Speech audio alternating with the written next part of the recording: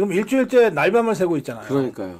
이 모든 이 황당한 상황은 대통령과 우리 자유파 국민들이 힘으로 이겨낸 승리의 증거들이다. 저는 그렇게 생각합니다. 사실 오늘까지도 한남동 대통령 관저 앞에 정말 많은 우리 자유우파 시민분들이 모여 계셨어요. 네. 그분들 덕분에 사실 공수처가 체포영장의 무리한 2차 집행을 포기하고 이걸 뭐 경찰로 넘기겠다는데 네. 제가 방금 뉴스를 보니까 경찰에서는 국수본에서는 공수처 뭐 문서에 법적인 문제가 있어서 우리가 이거 못 받는다. 서로 옥신각신하고 있는데 이거 우리가 해냈다. 예. 정말 추운 이 날씨에도 관저 앞을 지켜주신 여러분들이 해낸 거다라고 말씀드려도 되는 상황일까요? 아, 그렇습니다. 예. 지금 말씀하신 대로인데요. 지금 경찰의 국수본이 서류 문제라고 하는 게 뭐냐면 영장에 공수처 검사의 수사 지휘 이렇게 돼 있어요. 네. 그러니까 계속 공수처가 하고 우리는 협조하라 그러면 협조할게. 왜 우리한테 떠넘기냐 이겁니다.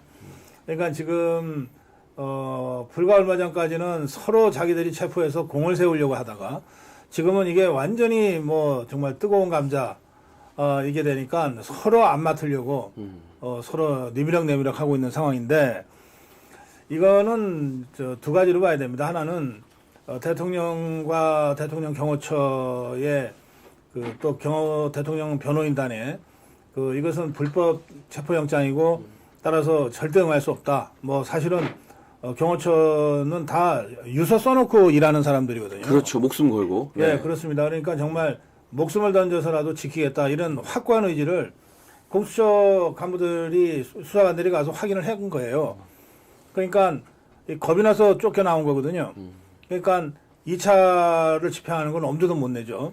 이제 그런 점이 하나 있고 두 번째는 대통령 지지율이 40%가 나왔는데 그리고 이게 더 올라갈 것 같은데 또 자유파 국민들이 여전히 한남동 관저에 뭐 수천 명, 수만 명이 모여서 지금 일주일째 날밤을 새고 있잖아요. 그러니까요. 네. 그런데 여기다 대놓고 뭐 전국주사파 더불어민주당 이재명이가 시킨다고 그냥 시키는 대로 그냥 이러고 다니다가 나중에 상황이 바뀌면 책임은 자기들이 질 텐데 우리 이 집 못하겠다 이거거든요.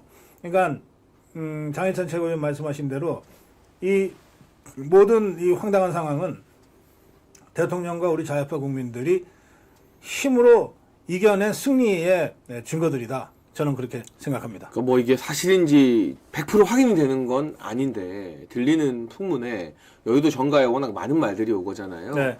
그러니까 대통령 경호처장이 공식 입장도 밝혔지만 예. 경호원들, 경호처 관계자나 실무진들을 다 모아놓고 지금부터는 우리가 대통령 지키려면 목숨을 걸어야 될지도 모른다. 네. 그러니까 각오가 된 사람만 여기 남아라 라고 하니까 한 6, 7명이 쭈뼛쭈뼛하면서 나갔는데 그 나머지를 제외한 사람들은 정말 이 경찰 특수단이 오든 공수처 조사관이 오든 뭐 민주당이 뭐 감히 한남동에 들어올 엄두도 못 내겠습니다만 누가 오든 간에 이건 헌법의 차원에서 대한민국 국격을 지키는 차원에서 목숨 걸 준비가 된 사람들이다라는 말을 제가 건너 들었거든요. 아니, 당연하죠. 그리고 우리 박종준 처장이 정말 이 시국에 사실 윤석열 대통령 덕분에 특혜를 입고 출세한 사람들 다 줄줄이 배신하는 이 마당에 박종준 경호처장 사실 임명된 지 그렇게 오래되진 않았거든요. 근데 이분이 입장을 딱 밝히면서 경호처는 법에 따라 대통령을 지킨다라고 말한 것도 네. 굉장히 큰 영향이 있었겠죠. 제가 경호처 관련해서는 뭐 몇 가지 기억이 있는데요. 네. 박근혜 대통령이 대통령에 당선됐어요. 그래서 아직 취임하기 전, 네. 정권 인수위 기간에 갑자기 청와대 경호실이라고 연락이 왔어요. 그러니까 이명박 정부의 청와대 경호실. 네, 네. 그래서 저한테 무슨 볼 일이 있으시냐 그랬더니 이제 자기들이 앞으로 며칠 있으면 박근혜 대통령을 이제 경호를 해야 되는데 경호처 요원들 입장에서는 박근혜 대통령이 어떤 사람인지를 좀 정확하게 아는 것이 경호를 하는데 조금이라도 도움이 될 것 같아서 네. 잘은 모르지만 고성급 박사님이 박근혜 대통령에 대해서 제일 잘 안다고 소문이 나서 특강 좀 해주세요 이러더라고요. 네, 네. 그러니까 그 정도로 아주 철두철미합니다. 네. 근데 사실은 박근혜 정부가 들어서서 그 4년 만에 이제 탄핵당해서 끌려 내려왔지만 그 4년 동안에 대통령실이건 여당이건 어디로부터도 대통령에 대해서 특강해달라는 요청은 거기서 딱 한 번 받았어요. 그러니까 경호처가 그런 조직입니다. 한 군데 더 받았네요. 삼성 비서실에서 해달라고 그래서 한번 한 적이 있습니다. 자, 그런데 이 우리나라는 뭐 모든 나라의 경호처가 다 목숨 걸고 대통령을 지키는 정말 유서 써놓고 일하는 사람들이지만 우리나라는 정말 특수합니다. 그 중에서도. 왜냐하면 북한과 전쟁 중에 있는 대한민국의 대통령을 경호하는 그렇죠. 자리잖아요. 실제로 1.1 사태 대통령 암살하러 저 인왕산 끝까지 왔잖아요. 무장공미들이 내려오고 했었죠. 그렇지 않습니까? 또 아웅산 폭탄 테러 사건 있었잖아요. 그러니까 그때 실제로 그 근접 경호하거나 외곽 경호 지원 요원들이 많이 희생당하고 그랬거든요. 그러니까 전쟁 중에 사령관을 지킨다는 각오들이 있는 거예요. 그래서 저는 경호처 요원들이 정말 매일 아침 나올 때 새 옷 갈아입는다고 제가 알고 있어요.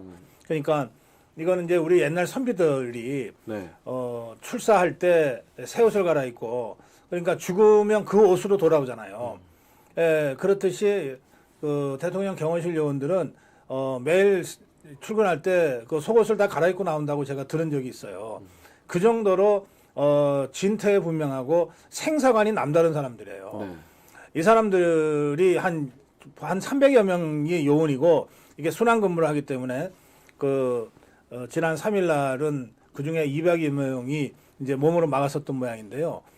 이 사람들의 그 평소의 태도나 이런 걸 보면 정말 그 자리에서 근데 뭐 공수처나 뭐 여기서 잡겠다고 뭐 총이라도 쏘면 그 총알을 몸으로 막아서라도 지켜낼 그런 각오가 돼 있는 사람들이다.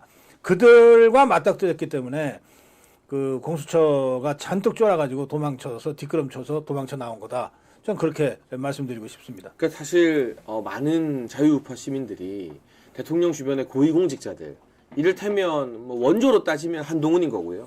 검찰의 이원석 총장도 있었죠. 그리고 최근에는 헌법재판관을 불법적으로 임명한 최상목 뭐 대행의 대행까지 이런 사람들 보면서 좀 힘이 많이 빠졌었거든요. 아니 대통령 덕분에 장관하고 뭐 기재부 맡고 검찰총장하고 출세한 인간들은 어떻게 하나같이 다 저 모양이냐. 왜 저렇게 배신을 하는 거냐라는 생각이 있었는데 그 와중에 이 경호처 그리고 박전준 경호처장이 입장을 밝히면서 단순히 공수처의 불법적인 영장을 물리적으로 막아낸 것뿐만이 아니라 그 모습과 그 메시지에서 그 한남동에 나오고 광화문에 나온 우리 국민들한테 어떤 울림을 주면서 우리가 할 수 있다.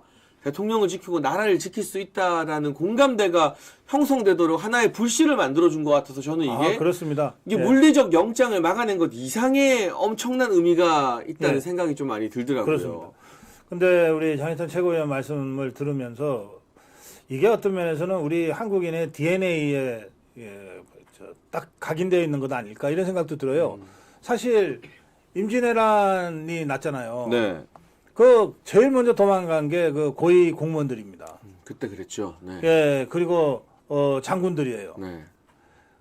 그러니까 그 텅텅 빈 성을 지켰던 게 우리 백성들 아닙니까? 의병들이 일어나고 막. 평소에는 맨날 이 관료들 고위 공무원들 지나갈 때는 걷지도 못하고 그냥 무릎 꿇고 앉아 있어야만 됐던 길거리에 철푸덕 지나갈 때까지 높은 사람들이 이랬던 국민들이 정말 국가가 위난에 처하니까 떨쳐 일어나잖아요. 그 임진왜란 때 수많은 의병들이 나라를 구했는데 그 수많은 의병들의 절반 이상이 남병 조식 선생 문화였습니다. 그 남병 조식 선생은 이제 영남 사림의 그 대표적인 분인데 이분은 평생 출사를 한 번도 안 했어요. 그러니까 벼슬을 한 번도 안 했습니다. 그런데 이분이 늘 칼을 차고 다니면서 평생 학문을 게을리하지 않고 후 제자들을 가르쳤는데 그 제자들 중에 이제 홍희 장군, 곽재우 장군도 있고 그렇습니다. 임진왜란 때 절반의 의병장들이 이 남명선식 문화에서 나왔다는 거거든요. 그러니까 평소에 그 조선시대의 그 집권당은 기호 세력이에요. 기호의 기자는 경기도고 호의 호자는 호남이거든요. 여기가 다 떵떵거리면서 권세 누리고 뭐 저 다 했어요. 근데 막상 위기가 닥치니까 그 기호 지방에 있던 이 세력들은 온데간데 없이 사라지고 평생 벼슬 한 번 하지 못했던 남명선생의 그 이 제자들이 전부 일어나서 의병장이 돼서 목숨 걸고 싸웠던 거예요. 그러니까 저는 그 이번에 그 한남동에 그 눈 내리는 날 그 눈을 피하지도 않고 막 맞으면서 밤을 샜던 분들 있죠. 아니 그분들이 바로 21세기 대한민국의 의병들이지. 그들이 나라를 지키고 대통령을 지킨 분들이지 하는 생각이 든단 말이에요. 예, 그 점에서는 우리가 지금 경호처 박종준 처장이나 김성훈 차장의 그 기계를 높게 삽니다. 그러나 어떤 면에서는 그 사람들은 마땅히 해야 될 의무를 다하는 것이죠. 하도 의무를 안 지키는 것들이 많으니까 네. 그 와중에서 의무를 지켰다는 것만으로도 우리가 높게 평가하지만 그러나 아무런 뭐 이럴 필요 저럴 필요도 하나도 없는 국민들이 그 현장을 지키고 있잖아요. 이분들에 대해서는 정말 끝없는 존경의 마음, 정말 감사의 마음 이런 것들을 전해야 된다고 생각합니다. 그러니까 저도 주말 밤에 네. 늦은 시간에 이제 제가 전당대회 하고 할 때 저 따라다니고 응원했던 청년 당원들이 밤샘을 한다고 해서 예. 커피를 좀 사주려고 예. 이 한남동에 가서 커피도 사주고 이야기도 좀 조용히 하고 왔습니다. 그 청년들이 모였던 게 한남초 앞에. 한남초등학교 앞에도 예. 있고 또 혹시라도 음. 이 친구들이 심야에 음. 뭐 경찰이나 공수처에서 기습적으로 들어올까봐 아하. 그 한남초 앞쪽에 육교가 하나 있어요. 맞아요. 그 예. 육교 위에서 보초를 서는 아하. 친구들이 있어요. 예. 왜냐하면 예. 어르신들은 거기 너무 추우니까 그렇죠, 그렇죠. 이 밤새 뭐 조를 바꿔가지고 육교 위에서 뭔가 이상한 차량이나 버스가 혹시라도 오면은 그거 빨리 네. 알려야 되니까. 네네. 그 제가 뭐 다 저 따라다니고 같이 했던 우리 청년 당원들이고 하니까 음. 커피도 사주고 하면서 이제 무슨 말을 했냐면 예. 이게 저 같은 사람이 백방으로 방송한다고 막 다니고 있지만 진짜 내가 대부분 다 저보다 후배들이거든요. 동생들이고 네, 네. 30대 초중반에 너네들 보니까 내가 부끄럽다.